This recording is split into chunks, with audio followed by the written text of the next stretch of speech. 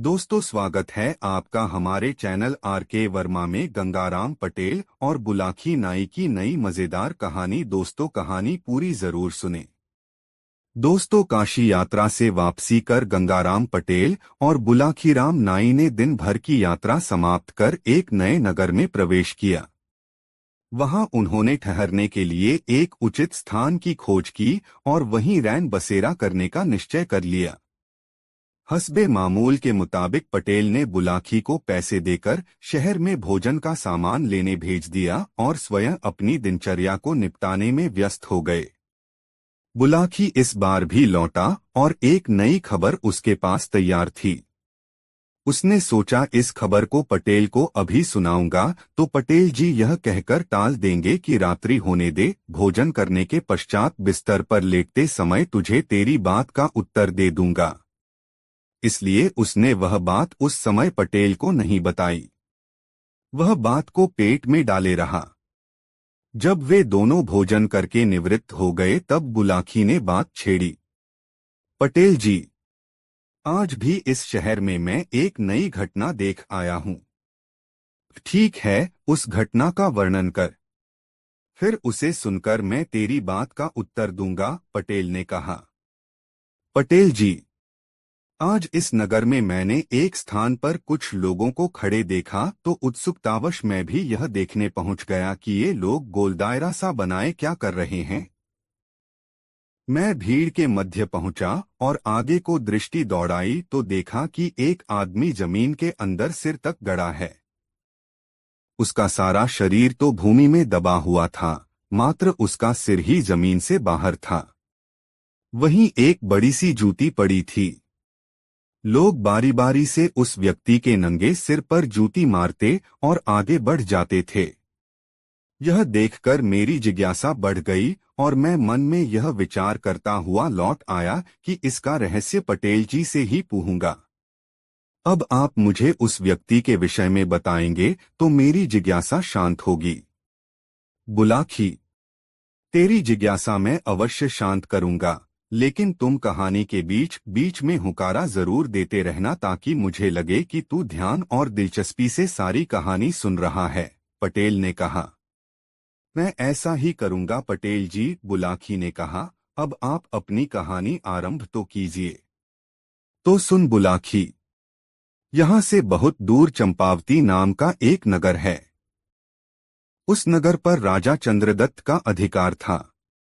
चंद्रदत्त के पिता की कुछ ही समय पहले मृत्यु हुई थी। जब चंद्रदत्त राजगद्दी पर बैठा तो वह प्रजा के कल्याण के लिए नई नई योजनाएं सोचने लगा। लेकिन कहावत है कि मेरे मन कछु और है, साईं के मन कछु और। राजा जब तक प्रजा के हित में उन योजनाओं को अमली जामा पहनाता, नगर में एक महामारी फूट पड़ी। उस महामारी से सैकड़ों लोग नित्य ही कालकवलित होने लगे। हालत ऐसी हो गई कि जब घर वाले घर के मृत व्यक्ति को श्मशान में दाह कर वापस लौटते तो उन्हें घर में दूसरी लाश तैयार मिलती। यह स्थिति देखकर नगरवासी घर-बार छोड़कर दूसरे राज्यों में भागने लगे। पूरे राजमहल में सिर्फ राजा ही अकेला रह गया।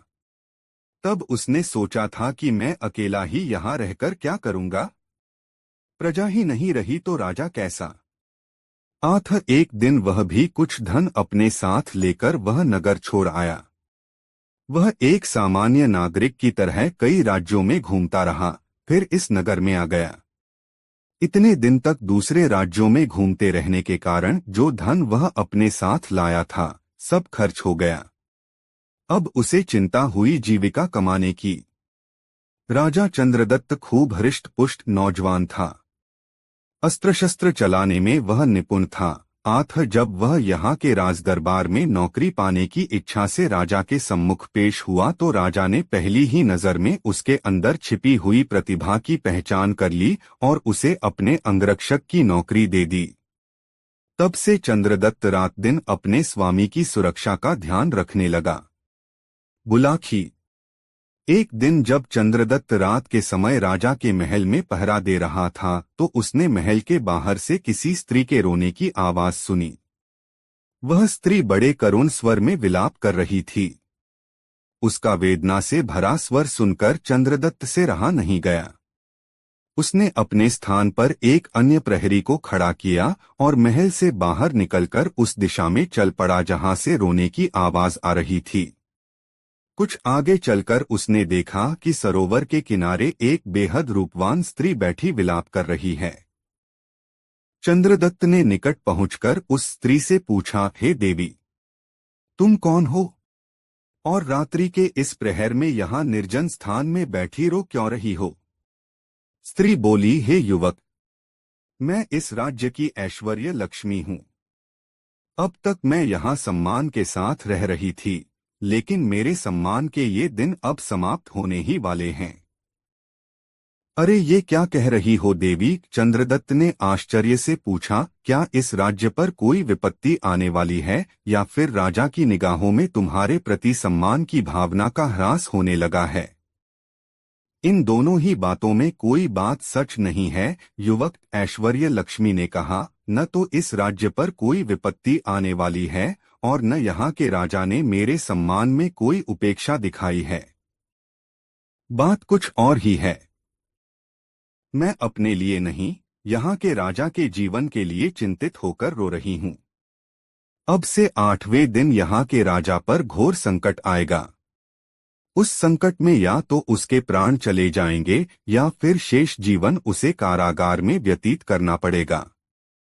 उसी आशंका को जानकर मेरी रुलाई फूटी पड़ रही है, आगाम स्वयं को रोने से रोक नहीं पा रही हूँ।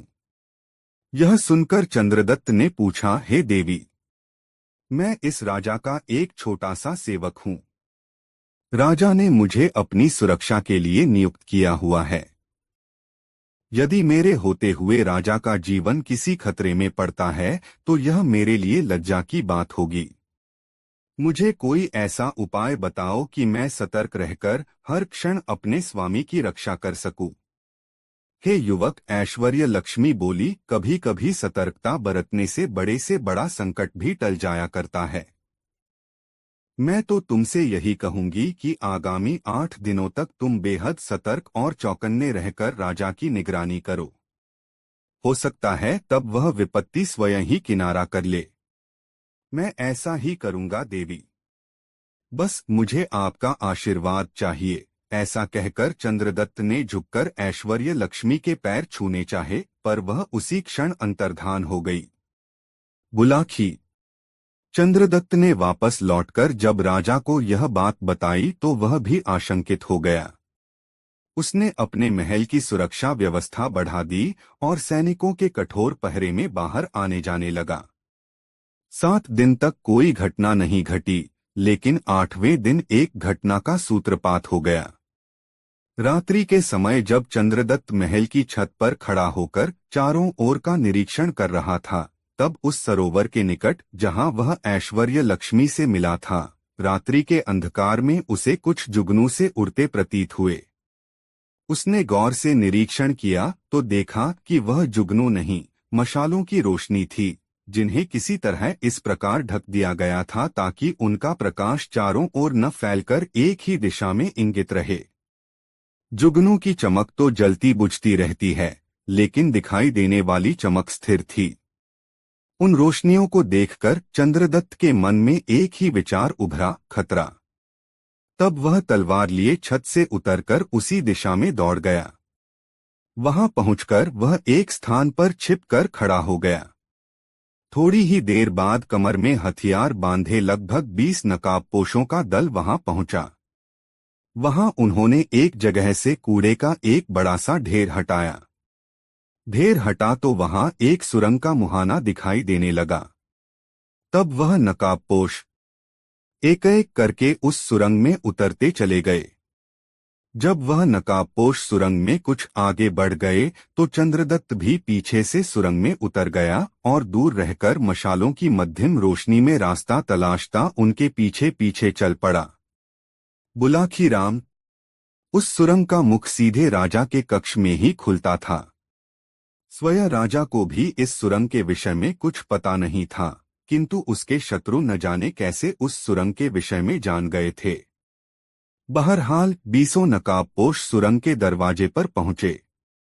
वहां उन्होंने कोई पत्थर हटाकर सुरंग का द्वार खोला और एक एक करके राजा के कक्ष में पहुंच गए। उनके पीछे पीछे चंद्रदत्त भी सुरंग के मुख के पास पहुंच गया, किंतु उसने राजा के कक्ष में घुसने का कोई प्रयास नहीं किया, अपितु उसी स्थान पर उन नकाबपोशों के लौटने की प्रतीक्षा करने लगा। नकाबपोशों ने बड़ी आसानी से राजा को काबू में कर लिया। राजा गहरी नींद में था।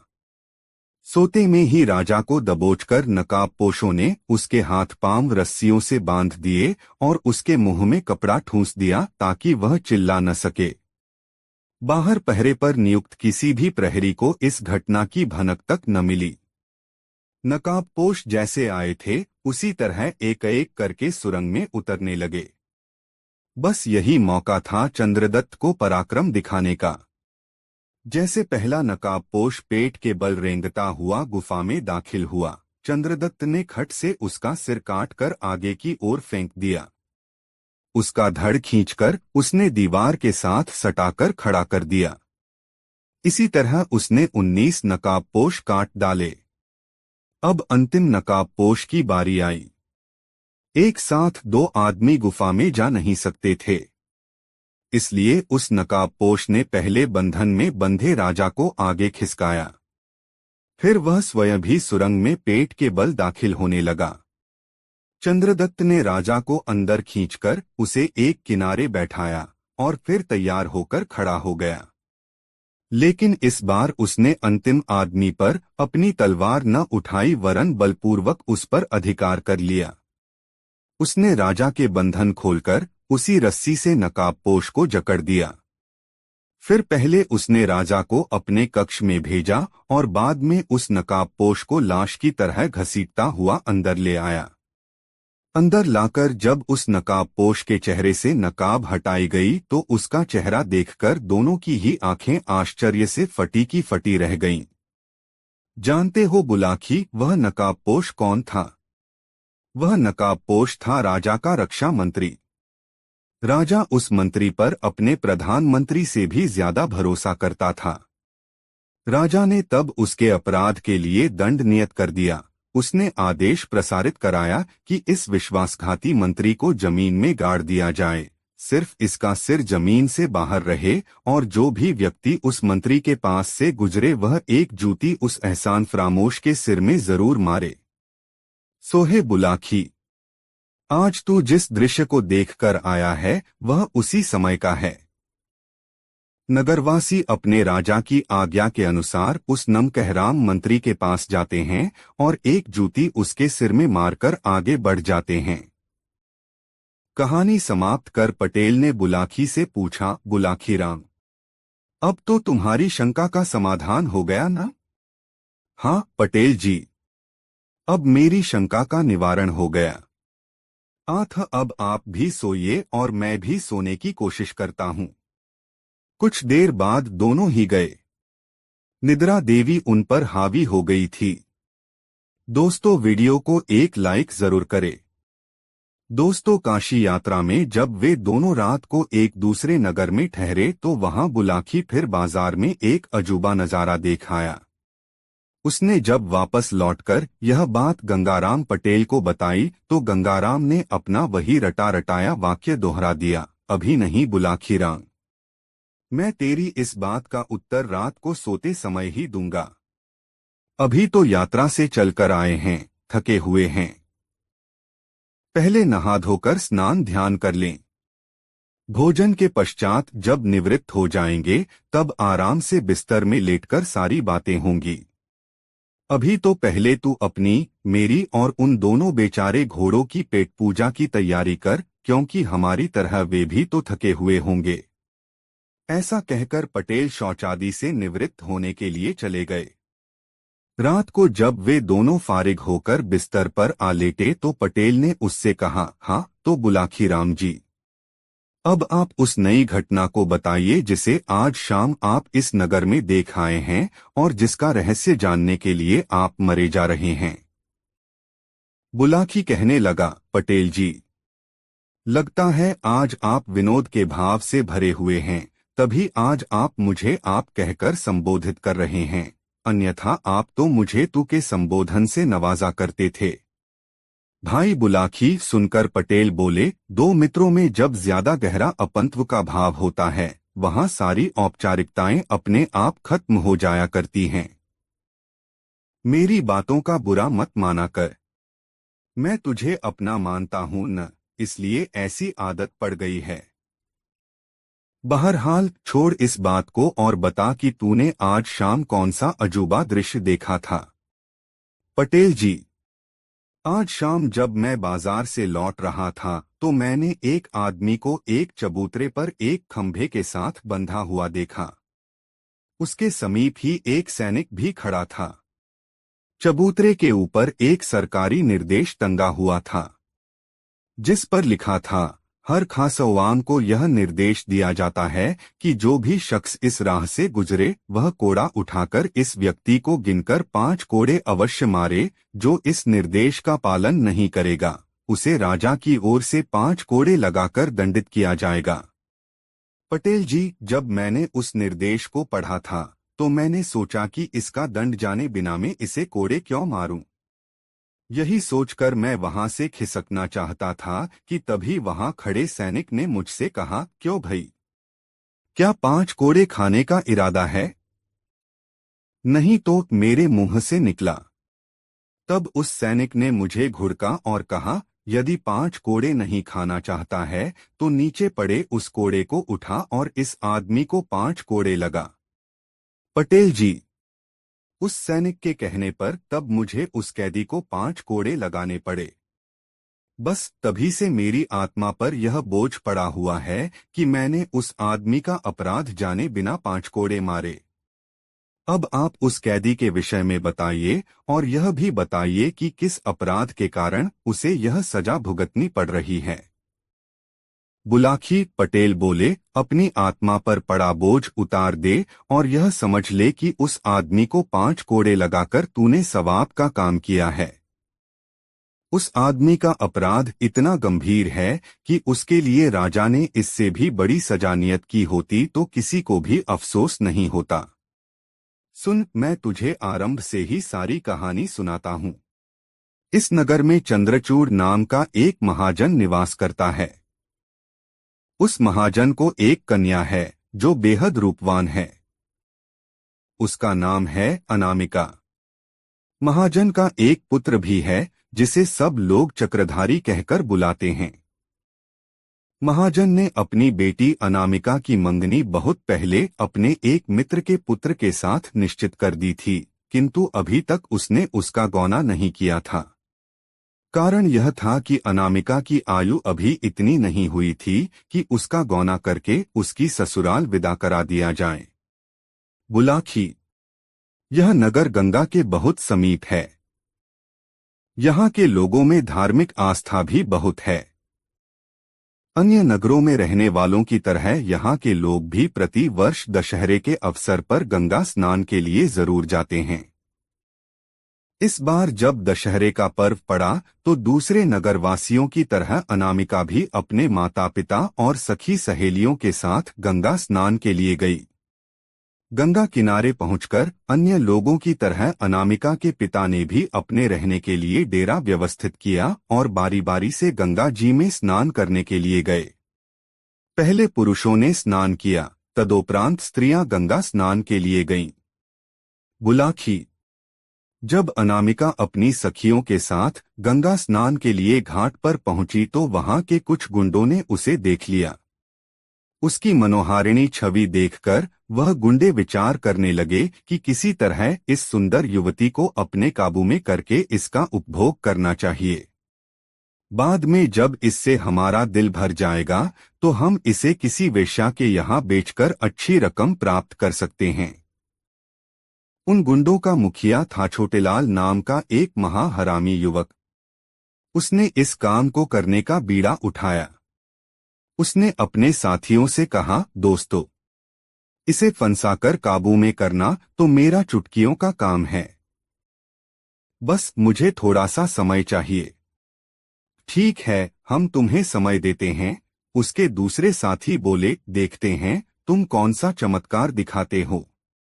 उधर अनामिका और उसकी सखियों ने अपने वस्त्र उतारे और उन वस्त्रों को घाट पर बैठे पंडे के हवाले करके गंगा स्नान करने लगीं।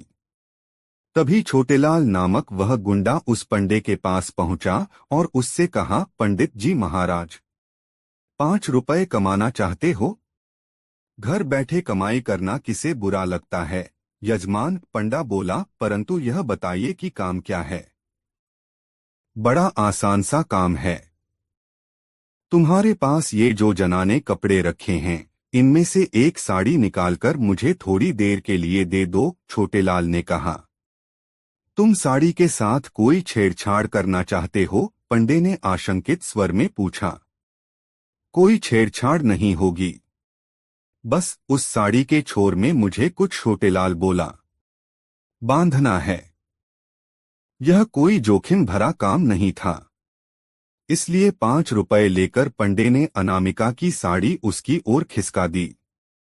छोटेलाल ने अपनी जेब से एक सोने की मुहर और 100 रुपए का एक नोट निकाला और अनामिका की साड़ी के पल्लू में बांध दिया और वहां से हटकर कुछ दूर खड़ा हो गया। कुछ देर बाद अनामिका और उसकी सखियां स्नान करके बाहर निकलीं और अपने अपने वस्त्र पहनकर चलने लगीं। उसी समय छोटेलाल भी उनके पीछे पीछे चलने लगा। जब वह अपने डेरे के समीप पहुंची तो छोटेलाल ने पीछे से आकर अनामिका का बाजू थाम लिया। एक अजनबी व्यक्ति द्वारा अपनी बाह पकड़ने पर अनामिका उस पर क्रोधित हो गई।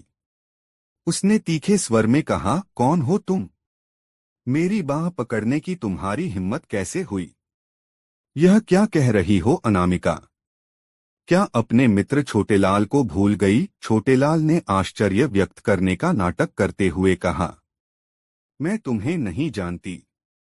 छोड़ो मेरा हाथ, कहकर अनामिका ने छोटेलाल का हाथ झटक दिया।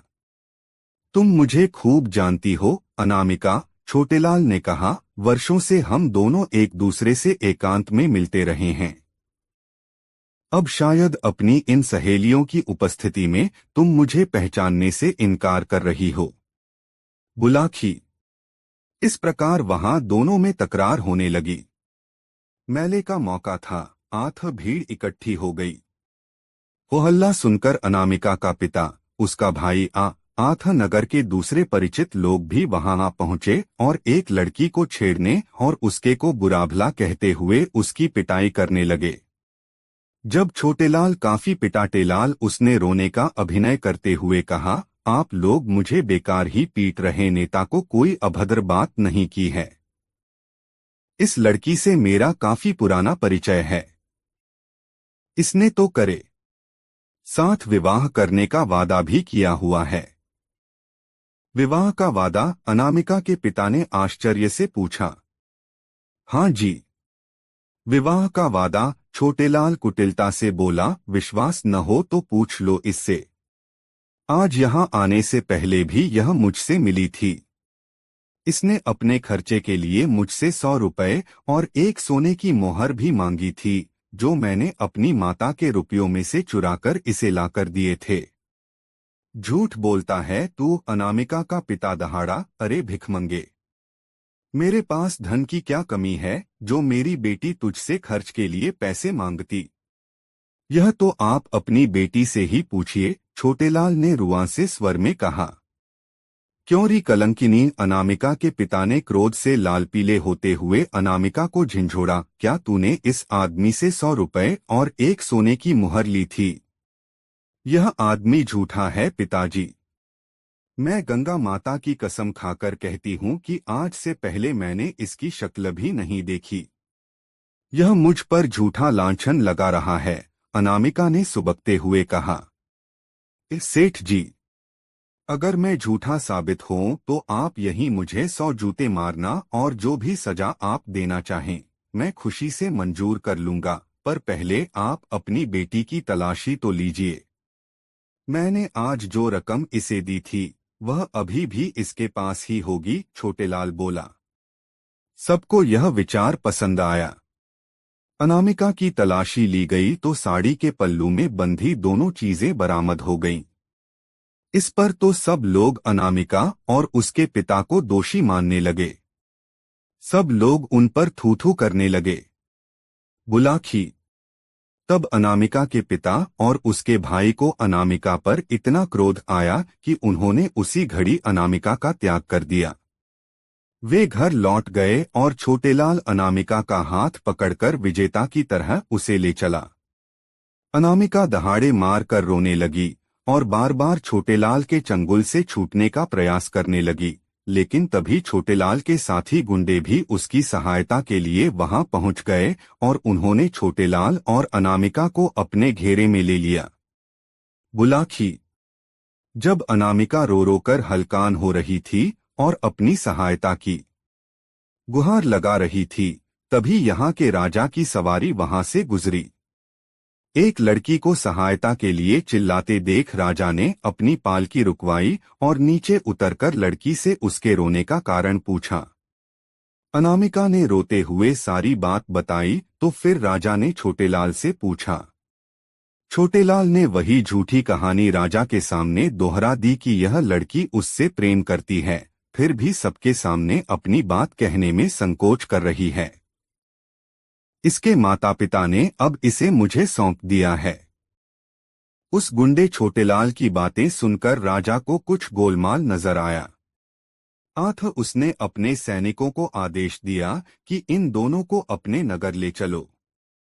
वहीं मैं सारी बातें जानकर इस बात का निर्णय करूंगा कि इन दोनों में से कौन सच्चा है और कौन झूठा। तब दोनों दरबार में पेश किए गए।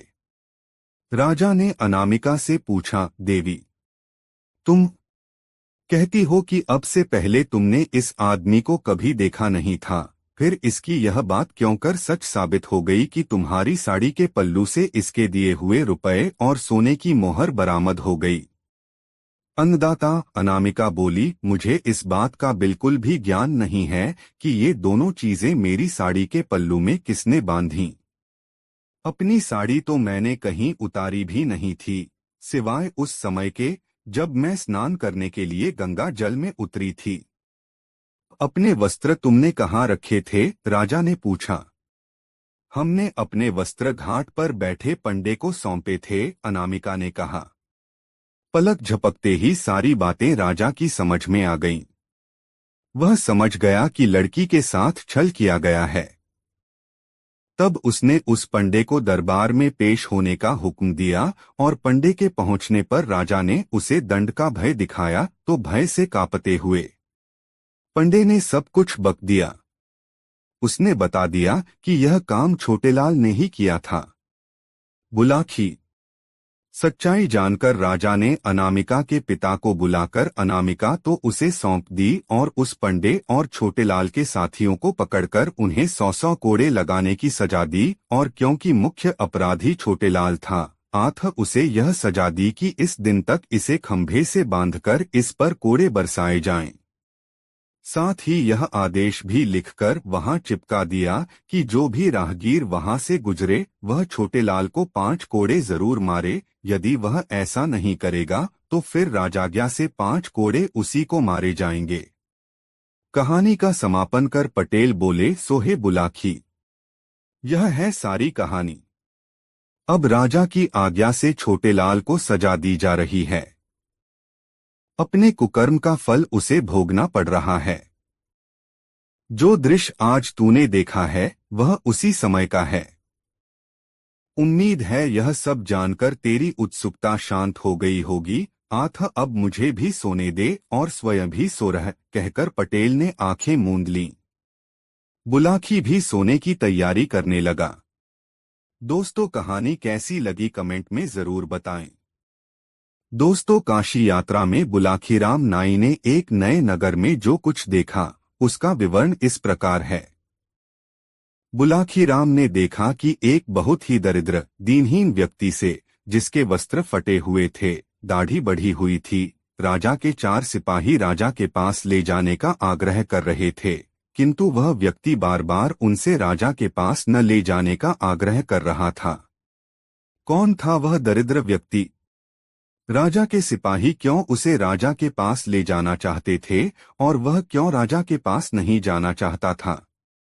इन्हीं बातों के विषय में सोचता हुआ बुलाखीराम वापस लौट आया। रात के समय जब दोनों ने भोजन कर लिया और बुलाकी ने पटेल का बिस्तर लगाकर उसके एक किनारे हुक्का भर कर रख दिया तो पटेल ने बिस्तर पर बैठकर बुलाकी से पूछा, हाँ तो भाई बुलाकी राम, अब बताओ आज कौन सी नई बात इस शहर में देख आए। इस पर बुलाकी राम ने शाम के समय जो कुछ देखा था सब कह सुनाया।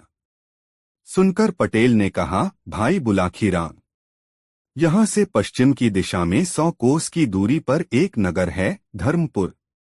उस नगर में राजबीर सिंह नाम का एक क्षत्रिय रहता था। उसकी पत्नी का नाम रामवती था। दोनों पति पत्नी आनंद से जीवन व्यतीत करते थे। कुछ दिन पश्चात ईश्वर की कृपा से उनके यहाँ एक पुत्र पैदा हुआ, जिसका नाम उन्होंने सुमन रखा। सुमन जैसे जैसे बड़ा हो गया, माता पिता का अत्यधिक लाड़ प्यार मिलने के कारण वह जिद्दी हो गया था। माता पिता भी क्योंकि उसकी हर जिद पूरी कर देते थे, अतः उसकी जिद करने की आदत बढ़ती ही गई। धीरे धीरे वह 20 वर्ष का नवयुवक हो गया। दैवयोग से उसी दौरान प्रकृति ने अपना प्रकोप दिखाया। एक भयंकर भूकंप उस शहर में आया, जिसके कारण न सिर्फ सुमन का मकान अपितु शहर की भी अधिकांश इमारतें तबाह हो गईं। सैकड़ों लोग मलबे के नीचे दबकर मर गए। हजारों लोग जख्मी हो गए। मरने वालों में सुमन के माता पिता भी थे।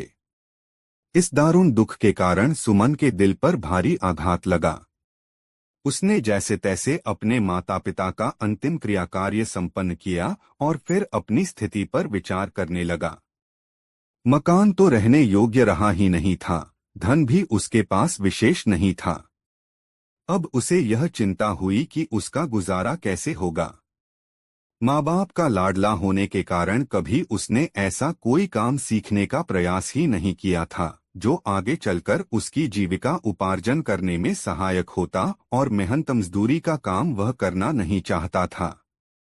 बुलाकी जब तक माता पिता द्वारा अर्जित धन उसके पास रहा, वह उससे अपना गुजारा चलाता रहा, किंतु जब वह धन समाप्त हो गया तो स्थिति भूखों मरने की आ पहुंची।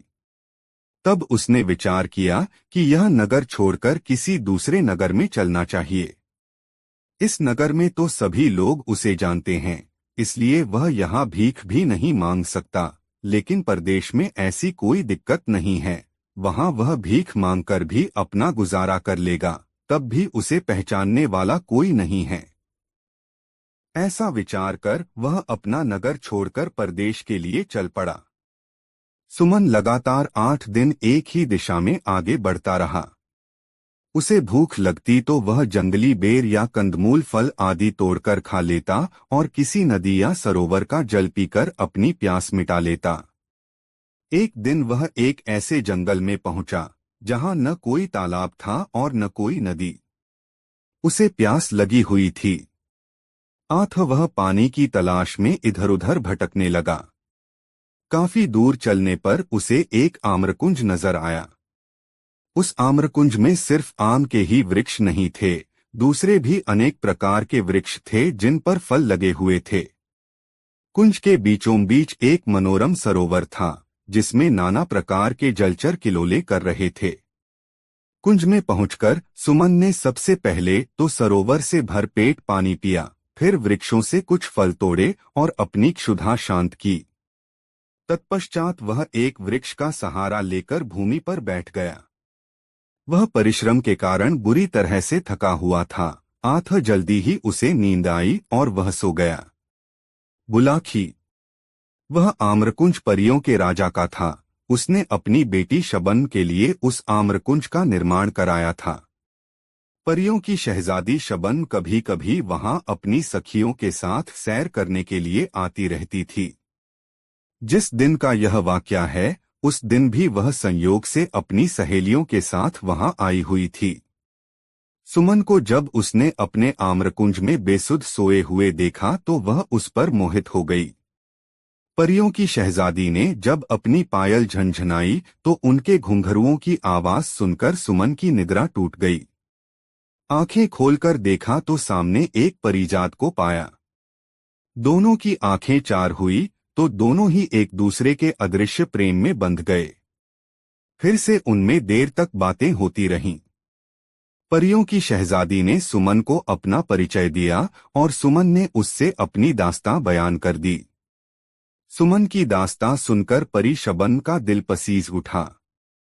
उसे सुमन पर दया आ गई। उसने अपने गले से तावीज उतारा और उसे सुमन को देकर कहा, थे युवक, यह तावीज अपने पास रख लो। यह मेरे प्रेम की निशानी है, तुम इसे कभी अपने शरीर से अलग मत करना। यह हर संकट में तुम्हारे काम आएगा। यह कहकर वह परी वहां से चली गई। सुमन भी उठकर अपने गंतव्य की ओर चल पड़ा। 2 दिन बाद वह एक नगर में पहुंचा। वहां पहुंचकर उसने कोई काम ढूंढने का प्रयास किया, किंतु किसी भी जगह पर उसे कोई काम न मिला। तब यह विचार कर कि कल सुबह यहाँ के राज दरबार में जाकर राजा से कोई काम मांगूंगा, वह राजमहल की दीवार के साथ ही भूमि पर पड़कर सो रहा। आधी रात का समय हुआ तो किसी स्त्री के रोने का स्वर सुनकर उसकी नींद खुल गई। वह विचार करने लगा कि अवश्य ही वह स्त्री किसी मुसीबत में है, चलकर देखना चाहिए कि उसे क्या कष्ट है। बुलाखी। उस स्त्री के रोने का स्वर वहां के राजा ने भी सुना था।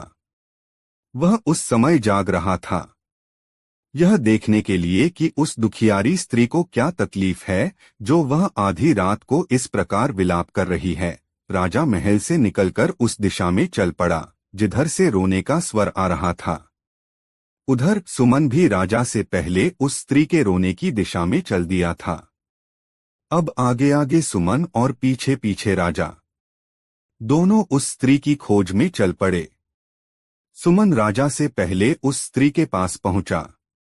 उस स्त्री ने अच्छे वस्त्राभूषण धारण किए हुए थे। सुमन ने उसके पास जाकर पूछा, हे देवी, तुम्हें क्या कष्ट है जो आधी रात के समय में इस प्रकार विलाप कर रही हो? यह सुनकर उस स्त्री ने रोना बंद कर दिया। वह बोली, मेरा दुख जानकर क्या करेगा बेटा? तू तो स्वयं ही इस नगर में कोई परदेशी जान पड़ता है।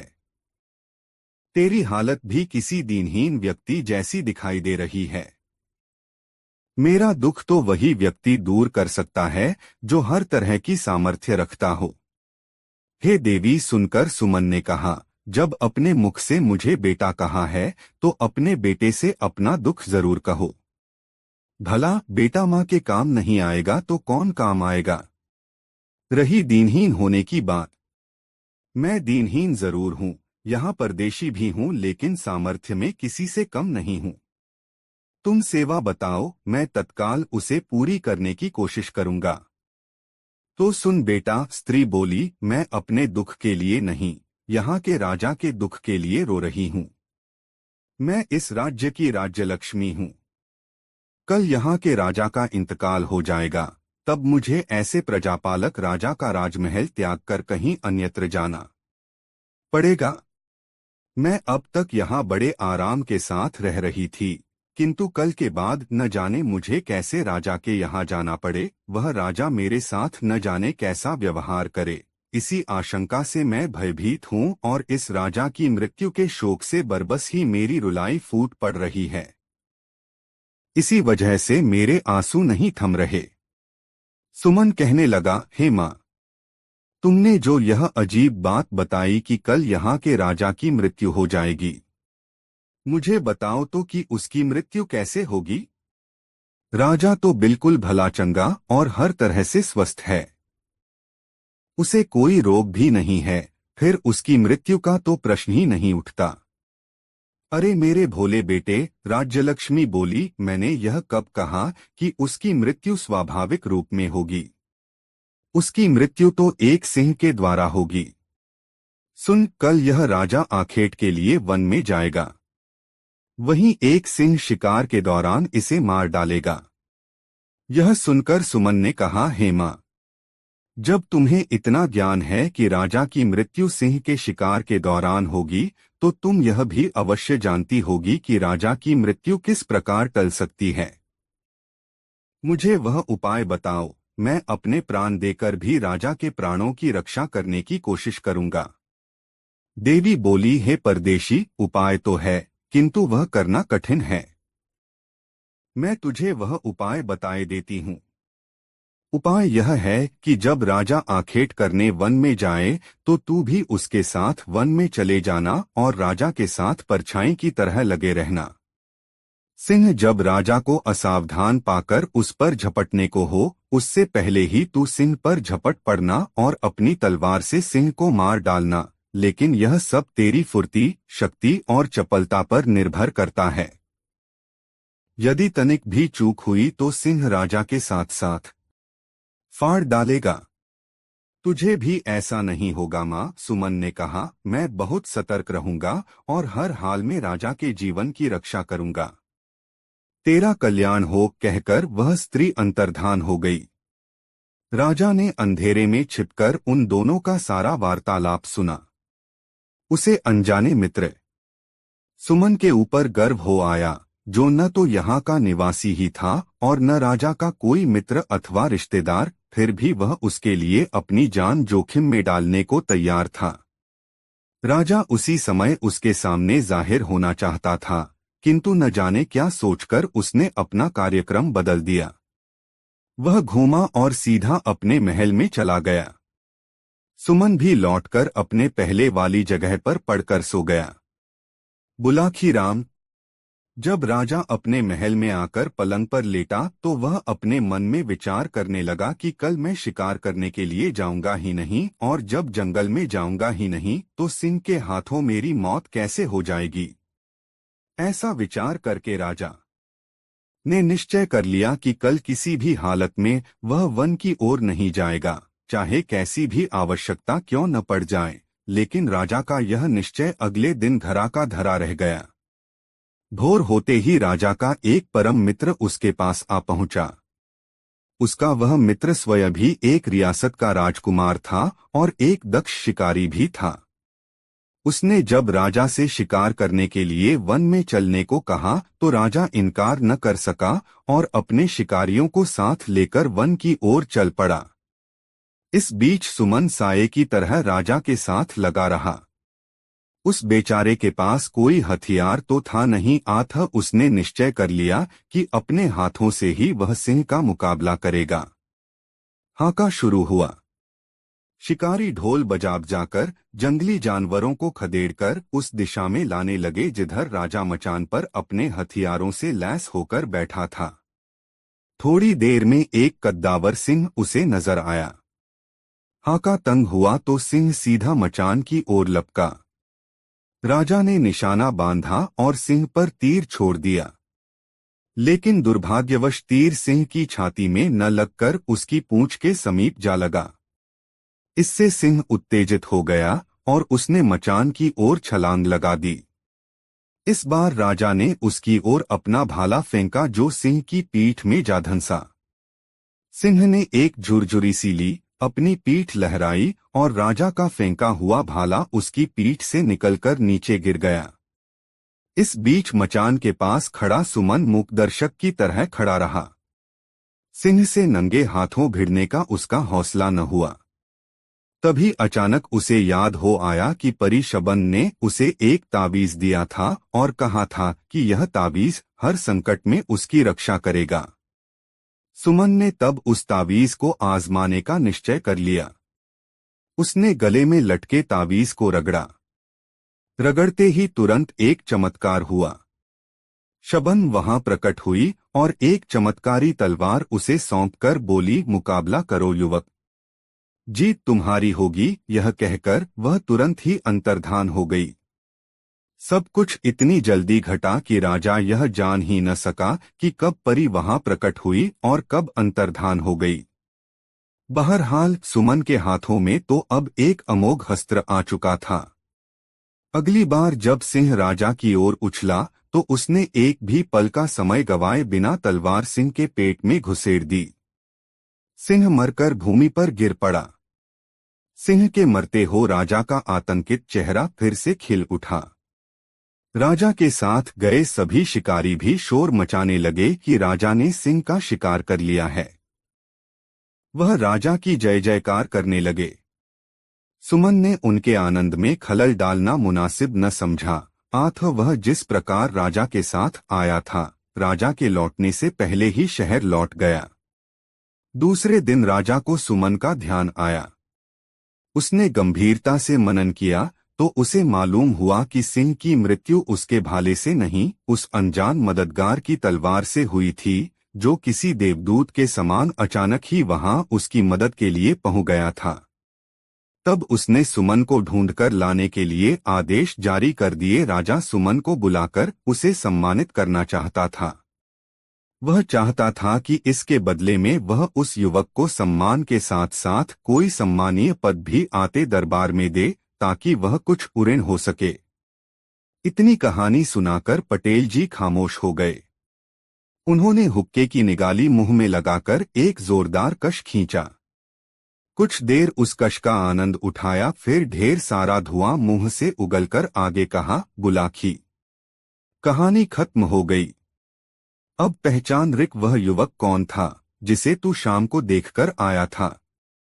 तो क्या स्वयं सुमन ही वह व्यक्ति था? बुलाखी बोला, और उसी को राजा के सिपाही अपने साथ ले चलने का आग्रह कर रहे थे, ताकि राजा उसे सम्मानित कर कोई अच्छा सा पद उसे राजदरबार में दे सके।